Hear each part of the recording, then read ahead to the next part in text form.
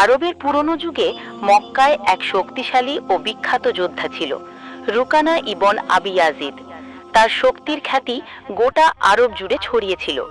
বলা হতো সে কখনো কোনো লড়াই বা কুস্তিতে হারেনি। অহংকার তার স্বভাব হয়ে গিয়েছিল।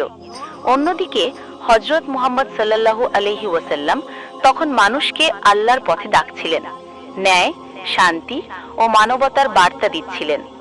কিন্তু রুকানা ও তার মতো অনেকেই সেই বার্তার উপহাস করত।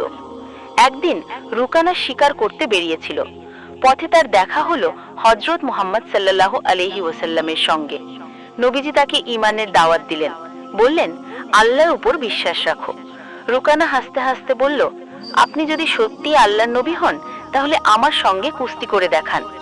নবীজি সাল্লাল্লাহু আলাইহি ওয়াসাল্লাম মৃদু হেসে রাজি হলেন।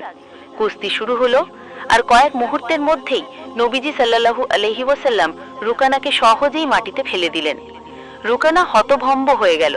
সে আবার চেষ্টা করলো, কিন্তু ফল একই। তৃতীয়বারও নবীজি সাল্লাল্লাহু আলাইহি ওয়াসাল্লাম জয়ী হলেন। রুকানার চোখ থেকে অহংকার ঝরে পড়ল। সে ভাবতে লাগলো, এই শক্তি মানবীয় নয়, নিশ্চয়ই আল্লাহর দেওয়া।